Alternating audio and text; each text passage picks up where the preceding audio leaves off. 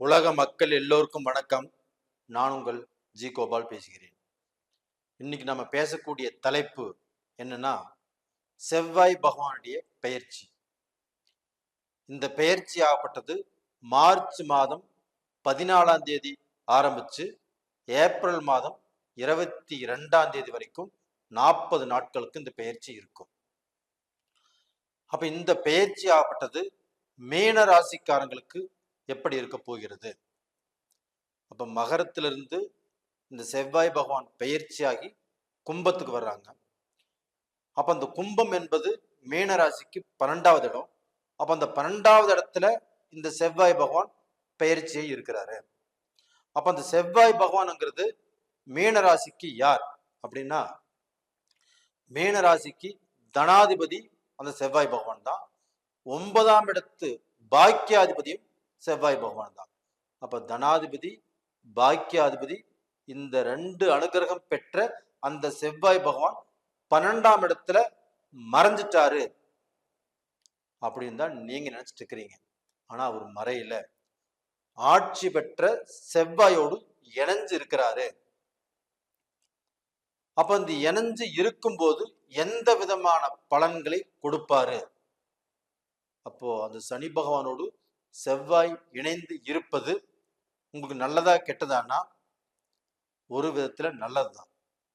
இதே அங்க சனி இல்லாமல் செவ்வாய் மட்டும் தனியா இருந்திருந்தாருன்னா கண்டிப்பாக உங்களுடைய தனம், உங்களுடைய அந்த பாக்கியம் சம்பந்தப்பட்ட விஷயத்துல உங்களுக்கு அடி விழுகும்.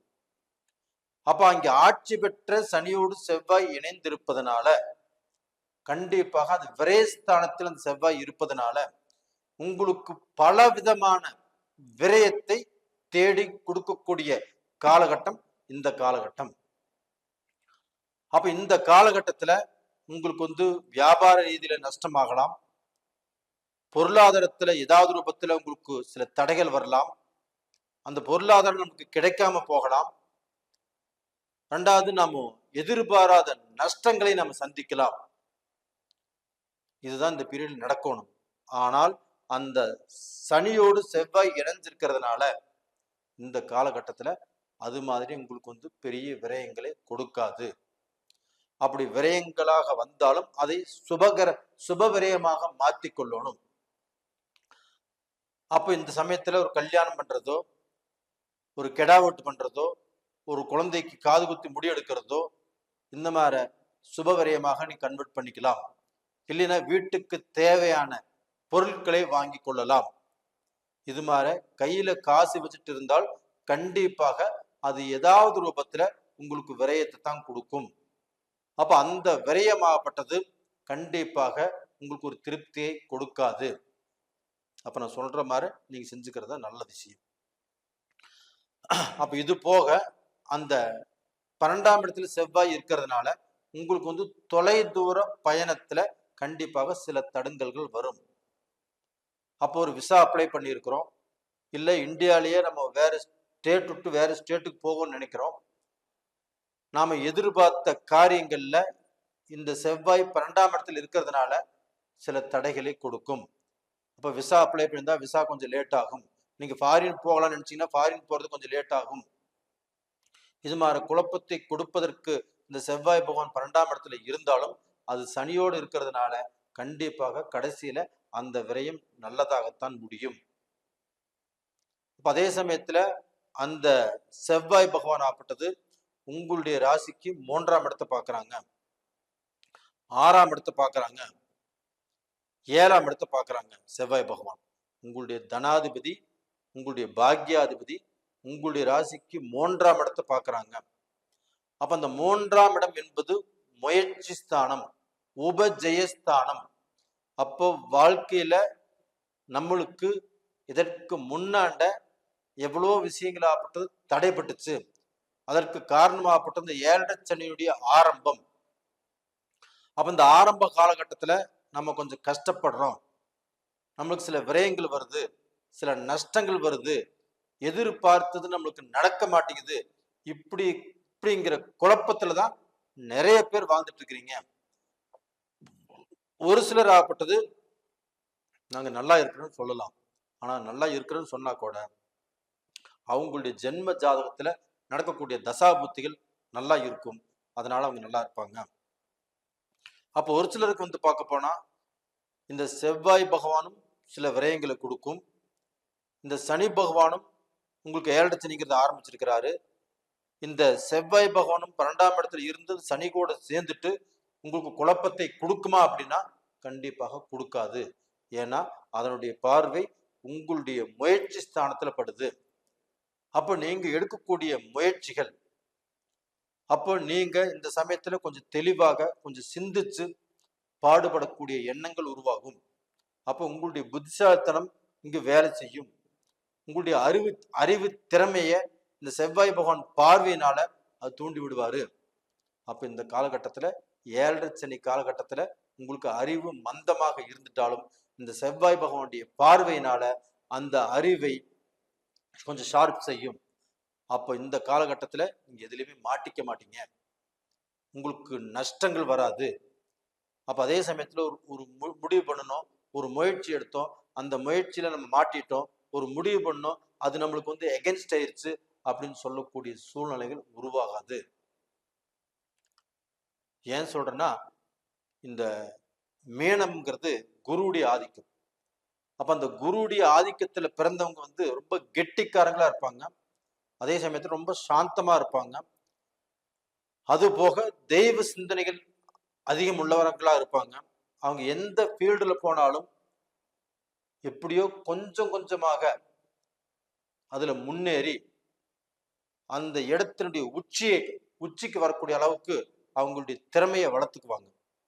அப்ப அவங்களுக்கு உண்டான திறமை, அந்த எண்ணங்கள், அந்த விழிப்புணர்வு அவங்ககிட்ட அவங்க ரத்தத்திலே ஊறுது.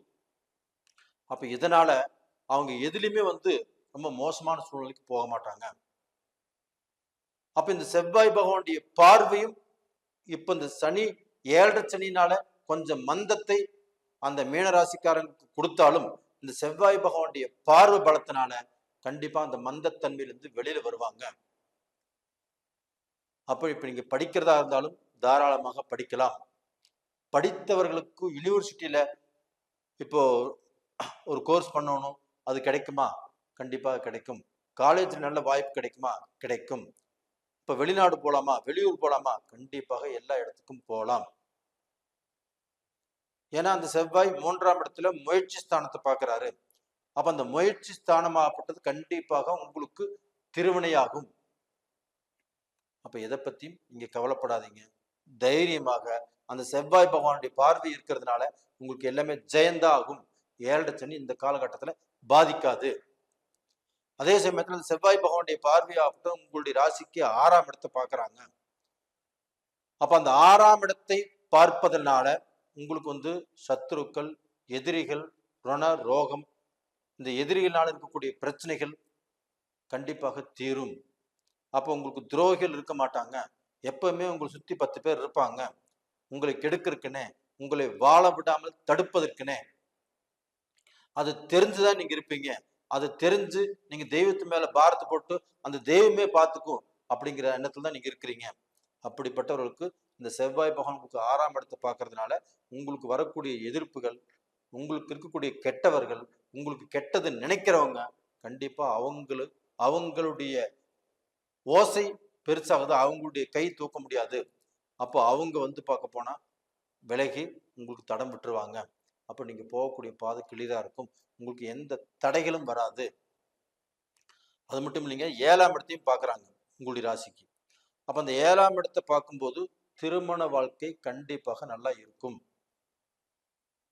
அப்ப அந்த 7ஆம் இடம் என்பது கலஸ்தரஸ்தானம். அந்த கலஸ்தரஸ்தானத்தை அந்த செவ்வாய் பகவானுடைய அனுகிரகம் வேணும். ஒருத்தருக்கு திருமணம் நடக்கணும்னா சுக்கிர பகவானுடைய அனுகிரகமும் அந்த செவ்வாய் பகவானுடைய அனுகிரகமும் சிறப்பாக இருக்கணும்.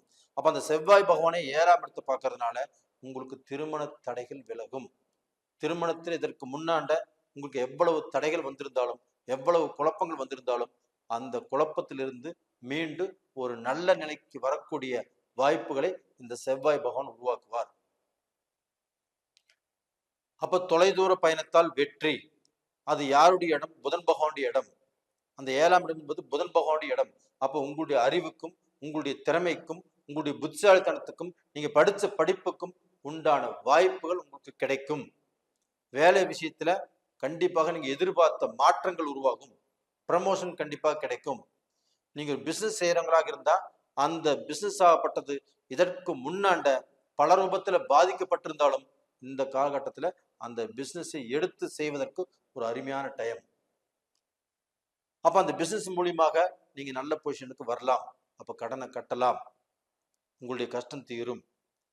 அது போக நீங்க அந்த பிசினஸ் செஞ்சு அதுல சம்பாதிச்சு நல்ல பொசிஷனுக்கு வரலாம். இதற்கு 7 சனி ஒரு தடையாக இருக்காது. அப்ப டோட்டலா பாத்தீங்கன்னா மீனராசியில பிறந்த ஆண்கள் பெண்கள் எல்லாருமே நல்ல நிலைக்கு வரக்கூடிய வாய்ப்புகள் வந்தாச்சு. மீனராசியில பிறந்த பெண்கள் ஆகப்பட்டது ரொம்பவுமே சாதுவா இருப்பாங்க, கெட்டிக்காரங்களா இருப்பாங்க. அவங்க படிப்புல தான் அவங்க எண்ணம் போறாம இருக்கும். அப்படிப்பட்டவங்க படிச்சு வேலைக்கு போயுமே குடும்ப வாழ்க்கையில கொஞ்சம் நிம்மதி இல்லாமல், சந்தோஷம் இல்லாமல், திருப்தி இல்லாமல் இருக்கிறாங்க. ரெண்டாவது அவங்களுடைய மக்களும் தலையெடுத்து அவங்க ஆசைப்பட்ட மாதிரி நல்லா படிக்கல, ஒரு மக்கள்னாலையும் குழப்பமா இருக்கிறாங்க. அந்த குழப்பங்களும் கணவரால் வரக்கூடிய குழப்பங்களும் இந்த காலகட்டத்தில் கண்டிப்பாக அவங்களுக்கு தீரும். வேலையில் இருக்கக்கூடிய பிரச்சனைகளும் கண்டிப்பாக தீரும். அப்போ டோட்டலா பார்த்தீங்கன்னா மீனராசிக்காரங்களுக்கு இந்த பதிவு பிடிச்சிருக்குன்னு நினைக்கிறேன். பிடிச்சிருந்தா லைக் பண்ணுங்க, சப்ஸ்கிரைப் பண்ணுங்க, ஆல் அப்படிங்கிற பெல் பட்டனையும் ப்ரெஸ் பண்ணிக்கோங்க. இப்போ ஒரு பதிவு நான் உங்களுக்கு போடுறேன்னு வச்சுக்கோங்களேன், நீங்க அந்த எல்லா பதிவையும் பார்க்குறீங்க, சப்ஸ்கிரைப் பண்றீங்க. அப்ப நீங்க எல்லாமே பார்க்கறதுனாலையும் சப்ஸ்கிரைப் பண்றதுனாலையும் எனக்கு ரொம்பவுமே அந்த தூண்டுதலுங்கிறது ரொம்ப நல்லா இருக்குது. அப்ப உங்களுக்கு என்னுடைய நன்றிகள் என்னைக்குமே நான் உங்களுக்கு கடமைப்பட்டிருப்பேன். அப்ப டோட்டலா பாத்தீங்கன்னா மீன ராசிக்காரங்க இந்த 7 சனியால பாதிக்கப்பட மாட்டீங்க.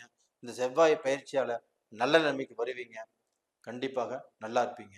நேயர்களே, உங்களிடமிருந்து விடைபெறுவது உங்களின் ஜி கோபால். நன்றி, வணக்கம்.